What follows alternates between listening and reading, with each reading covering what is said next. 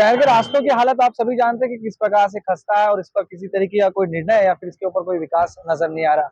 इसको लेके यदि बात करेंगे तो काफी लंबे समय से शहर में खामोशी सी नजर आ रही थी। विपक्ष की यदि बात करें या फिर शहर के नेताओं की बात करें तो वो खामोश थे, कोई भी इसका विरोध नहीं कर रहा था। ऐसे में आखिरकार आज जो है कांग्रेस कमेटी ने जो है उल्लासनगर शहर जिला कांग्रेस कमेटी ने उल्लासनगर महानगर पालिका के सामने बैठकर जो है प्रदर्शन किया है।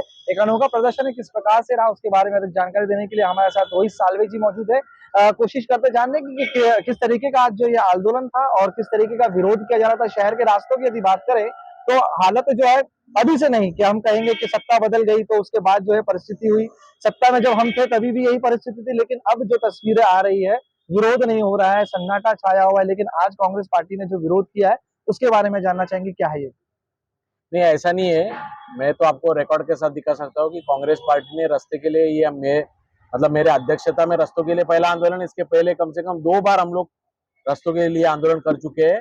और उसमें तो हम लोग ने पूरे तथ्य के साथ कि पिछले 5 साल में कितने लोग मृत्युमुखी हुए एक्सीडेंट्स में, रोड एक्सीडेंट्स में, ये फिगर्स कॉर्पोरेशन को दी थी।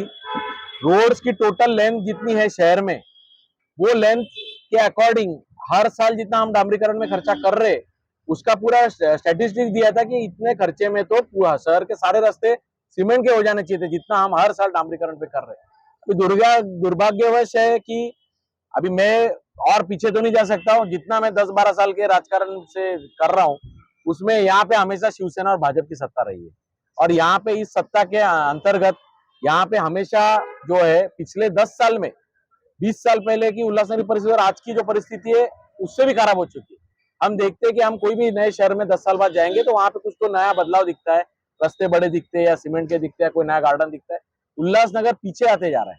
यही कारण है कि यहाँ के जो लोग अफोर्ड कर सकते हैं वो छोड़ के कल्याण, अंबरनाथ जैसे शहरों में बस रहे।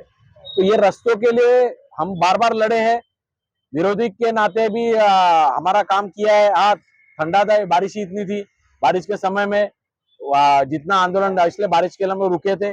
और अभी रास्ते की आज जिस तरह की अभी जो हालत है, पहले क्या था कि चलो हम एक रास्ते के लिए डिमांड करते कि ये रास्ता बनाइए, ये रास्ता। आज पूरे शहर के सारे डांबर भी और सीमेंट रास्ते पूरे खराब होने के बाद कारण जनता त्रस्त हो गई। इसलिए जनता के बीच जाके ये सीमेंट और डांबर जमा करके ये प्रतीकात्मक हमने आंदोलन किया है कि प्रशासन को थोड़ी शर्म आए।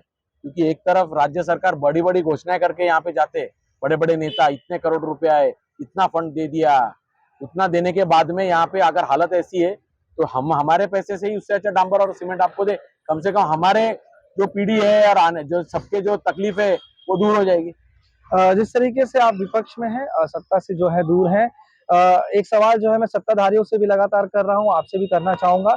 शहर की इस परिस्थिति के जो हकीकत की जो जड़ है, जिस तरीके से देखने को मिलता है, अगर बात करेंगे शहर के नेता कहते हैं हम सक्षम हैं, बड़े नेता हैं और लोग हमारे साथ जुड़े हुए हैं, तो वो जो है तस्वीर बदल जाती है तब जब ये देखने को मिलता है कि बाहर के किसी शहर के नेता से हम जाके जुड़ते हैं और विकास के लिए जो है हम गुहार लगाते हैं। हम खुद सक्षम नहीं है। यदि बात करें डोंबिवली की कभी चर्चा होती है तो कभी थाने की चर्चा होती है, लेकिन विकास जो है अछूता रह चुका है। इस पे आपकी क्या राय है? विपक्ष में रह कांग्रेस की क्या राय है? ऐसी नीति क्या आपके समय में भी थी, ये जानना चाहेंगे? या जिस तरीके से ये जो अभी जो चल रहा है माहौल कि बाहर के नेता आते हैं, वो दौरा करके जाते हैं, ऐलान करके जाते हैं और महानगर पालिका कहती है कि हम आर्थिक तंगी से चल रहे हैं और करोड़ों रुपए का एक जगह से जो है घोषणा की जाती है, तो परिस्थिति आखिरकार आपको क्या लगती है? क्या शहर के नेता जिम्मेदार है या बाहर के शहर नेता जो कि आके यहाँ पर जो है सिर्फ राजनीति करके जाते हैं, वोट बैंक बना के जाते हैं?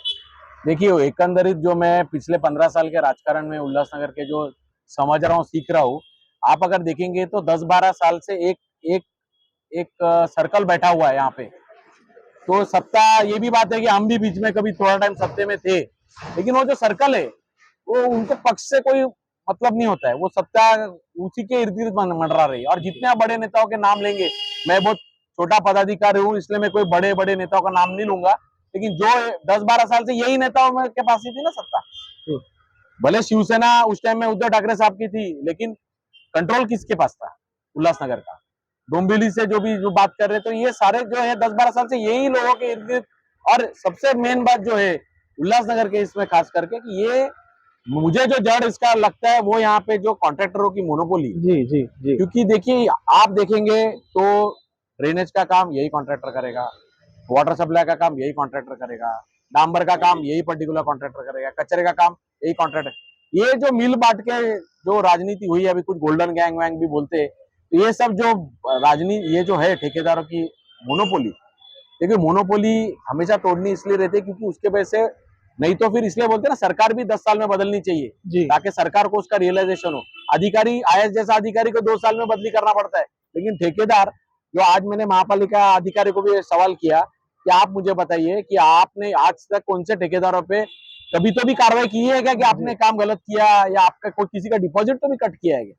तो ये सवाल है कि यहाँ पे जो ठेकेदारों की और कुछ नेताओं की, उनका पक्ष से कोई मतलब नहीं। आप देखेंगे तो ये सारे इधर उधर हर पक्ष में रह चुके हैं। हम तो एकनिष्ठ कांग्रेस के जब से है तब से रहे, जो भी परिस्थितियां अच्छी रहे बुरी रहे, हम पक्ष के साथ में रहे, तो इसलिए ये सारी जो जड़ है उल्लासनगर की, ये इसी कारण है। जिस तरीके की समस्या आप भी बता रहे हैं, लोग भी समस्याओं को जानते हैं, लेकिन जो गलतियां हर बार करते आ रहे हैं कि उसी लोगों को बार बार मैंडेट देना जिन्होंने इतनी बार टर्म में आके कुछ नहीं किया, तो फिर आखिरकार कहां पर विपक्ष कम पड़ रहा है, कांग्रेस कहां पे कम पड़ रही है, क्यों लोग जो है उनकी तरफ नहीं जा रहे हैं, क्या उनके ऊपर विश्वास नहीं रहा, या फिर हम ये कहें कि शहर की जनता जो है अब इस चीजों की आदी हो चुकी है, या फिर कोई नेतृत्व नहीं मिल पा रहा है, या फिर उनको भरोसा जो है नहीं रह चुका है विपक्ष के ऊपर।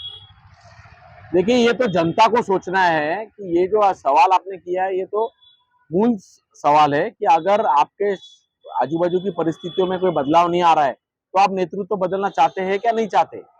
अभी यहाँ पे आप देखेंगे, अभी आज सत्ताधारी 2 भाजपा के, एक शिवसेना के आमदार है, एक अंबरनाथ विधानसभा के आमदार है, जिसके पास उल्लासनगर के करीबन करीबन 7-8 वार्ड आते हैं, पूरा 5 नंबर और 4 नंबर का आधा भाग। आज वहां पे क्या परिस्थिति है, वो आमदार का उस विभाग पे ध्यान है ही नहीं, वो सिर्फ अंबरनाथ में बिजी है, कल्याण वाला कल्याण में बिजी है। यहाँ के आमदार क्या कर रहे हैं ये जनता देख रही है। तो ये अगर नेतृत्व आप नहीं बदलेंगे तो इसके लिए जनता भी दोषी है। तो जनता को अभी सोचना चाहिए कि कब तक आप लोग सहन करेंगे। लोग अपनी जान गंवा रहे हैं। ये सादा बेसिक, देखिए रास्ता, ये एकदम बेसिक सुविधा है। रास्ता, पानी और सफाई, 3 महानगर पालिका की प्राथमिकता है। तीनों में अभी तक हम लोग फेल है। पानी का भी वही समस्या है, सिर्फ फंड आता है, इंप्लीमेंट होता है, उसके बाद में रिजल्ट नहीं आता है। तो ये अभी जनता ने सोचना चाहिए कि क्या करना है। अगले बार इलेक्शन जब आएंगे तो क्या करना है। आप एजुकेटेड उम्मीदवारों को, एजुकेटेड हो या आपके लिए रास्ते पे उतरने वाले लोग, ऐसे लोगों को आप समर्थन देंगे कि नहीं देंगे? आखिरी सवाल काफी महत्वपूर्ण, रास्ते की हालत मैंने जिस तरह की शुरुआत में कहा अभी से नहीं है, कई सालों से है। जब मैंने पत्रकारिता शुरू की थी तब से वो हालत है, लेकिन हालात में बदलाव नहीं हुआ। कई सत्ता बदल गई, कई लोग जो बदल के ऊपर चले गए, जो 2 व्हीलर में घूमते थे आज वो 4 व्हीलरों में घूम रहे हैं। सभा जब होती है, कहीं पे जाना होता है तो कांच लगा लेते हैं, एसी में चले जाते हैं। तो परिस्थिति जो है बदलने की कोशिश की जाएगी, या फिर छोटे मोटे आंदोलन से आपको लगता है कि कुछ असर होगा? क्योंकि देखिए बड़ी चेन है, आप इसे नकार नहीं सकते, ये बहुत बड़ी चेन है। मंत्रालय से लेकर लोकल पॉलिटिकल, या फिर हम ये कॉन्ट्रैक्टरों की बात करें तो बड़ा सर्किल है, इसे तोड़ना क्या आसान लगता है आपको? नहीं, देखिए जनता ने अगर मन में ठान लिया, अभी देखिए एक विरोधी के जवाबदारी, क्योंकि लोकतंत्र में, संविधान में विरोधी पक्ष को उतना ही महत्व है, वो भी एक one of the important pillar है। तो विरोधी की जो जिम्मेदारी है वो हम लोग निभा रहे हैं। ठीक है, आज हमारे पास भी एक जमाने 12-15 हमारे भी महापौर रह चुके, लेकिन बाद में नगर सेवक यहाँ चले गए, वहां चले गए, आज हमारे एक नगर सेवक है। लेकिन इसका मतलब आवाज उठाना बंद कर दे, ये तो नहीं होता है। देखिए क्रांति जो एक ठिंगी से भी होती है, एक ठिंगी बोलते पूरे जंगल को आग लगा देती है, तो क्रांति आएगी तो कुछ होएगा ही नहीं। इसके लिए हम शांत तो नहीं बैठ सकते। हमको हमारा आवाज उठाना हमारा काम है, जनता के सामने बातें लेके जाना हमारा काम है। उसके बाद जनता डिसाइड करेगी कि इनको बदलना है, आने वाले समय में क्या करना है, ये जनता डिसाइड करेगी। हम हमारा कर्तव्य करते रहेंगे। कांग्रेस सत्ता में से दूर रही है, लंबे लंबे जो है जिस तरीके से जो आंकड़े दिखाई देते हैं, विपक्ष को पूरी तरीके से जो है खत्म कर दिया गया है, लेकिन एक अंदरूनी लड़ाई हर एक पार्टी में होती है। मैंने जो है बीजेपी से भी कहा, मैंने राष्ट्रवादी से भी कहा, तो कांग्रेस में भी ये चीजें हैं। एक तो पहले ही जो है मैंडेट नहीं मिल रहा और अंदरूनी लड़ाई है, तो इस चीज को किस तरीके से खत्म करने की कोशिश करेंगे ताकि जनता जो है कहीं ना कहीं एक विश्वास दिखा सके, उनके लिए एक विश्वास हो। नहीं, आप मतलब उल्लासनगर की बात कर रहे हैं? मैं उल्लासनगर शहर की बात कर। उल्लासनगर नहीं, देखिए ये सबसे बड़ी बात क्या है कि कांग्रेस ये सबसे डेमोक्रेटिक पार्टी है, ये लोकतंत्र की सबसे डेमोक्रेटिक पार्टी है। ये तो इन लोग कुछ भी बदनामी करते हैं, लेकिन हमको मालूम है कि हमारी प्रोसीजरल इलेक्शन कैसे होते, क्या होते। तो लोकतंत्र में सबको कहने का अधिकार है। इसका मतलब कोई पार्टी ये हो रही है ऐसा नहीं। आज भी आप देखेंगे महाराष्ट्र में जो राजकारण हुआ है इस तरीके का, इसमें सबसे कोई कम फूटा है तो कांग्रेस के नेता पर, क्योंकि कांग्रेस का पदाधिकारी ये विचारों से जुड़ा हुआ है। ठीक है, कुछ लोग यहाँ वहां जाते रहते, लेकिन कांग्रेस के जो पदाधिकारी वो कांग्रेस के साथ जुड़े हुए। और ऐसा भी बात नहीं है, जैसा आपका पत्रकारिता, मेरा भी राजकारण 10-15 साल पहले से ही शुरू है। तो आप देखेंगे तो कांग्रेस के टाइम में, भले कलानी साहब उस टाइम में आमदार थे, हरदास माखीजा साहब थे, तो उस टाइम में बड़ी बड़ी चीजें उल्लासनगर में आई थी। उल्लासनगर ये आपको उस टाइम में महाराष्ट्र के मैप पे एक ऊपर के आ गया था कि एक शहर है जिसमें पहली बार कंक्रीट रोड बना, जी जो पूरे महाराष्ट्र में नहीं बना। ये 855 बिल्डिंग का जो मुद्दा है वो कांग्रेस के हमारे विलासराव देशमुख साहब ने वो लाया, जो पूरे कहीं पे नहीं था। तो ऐसी बड़ी बड़ी चीजें उल्लासनगर में अगर आई है तो कांग्रेस के वजह से ही आई है। और उस टाइम के राजवाटी में और आज के जो राजवाट चल रहा है, इसका फर्क लोग देखिए, क्योंकि हमारे यहाँ पे जो शिस्त और डिसिप्लिन से काम होता है वो इधर नहीं है। यहाँ पे खुलेआम छूट दे दी है ठेकेदारों को, तो इसके लिए ये हालत है। तो आने वाले समय में हम हमारी लड़ाई लड़ते रहेंगे। कांग्रेस, राष्ट्रवादी, अभी इंडिया अलायंस है, ये सब लोग साथ में मिलकर आज के आंदोलन में भी हमको दोनों हमारे पक्ष वालों ने समर्थन दिया है, तो हमारी लड़ाई जारी रहेगी। धन्यवाद। हमसे बातचीत करने के लिए बहुत बहुत धन्यवाद। तो ये थे रोहित साल्वे जी, जिनका कहना यह है कि आने वाले समय में जो है जनता के ऊपर भी ये निर्भर करता है कि वो किस तरीके से मैंडेट अपना देती है। और ये जरूरी भी है, क्योंकि जिस तरीके से लगातार तस्वीरें जो है बदलने के नाम पर जो कि वोट बैंक मांगा जाता है, तो वो जो है सक्षम नजर नहीं आता आपकी समस्याओं को हल करने के लिए। तो देखना यह कि आने वाले समय में परिस्थिति किस तरीके से हो, तो शहर के रास्तों के ये मुद्दे जो है आखिरकार कब हल होते हैं। कुणाल कपूर, बोल इंडिया।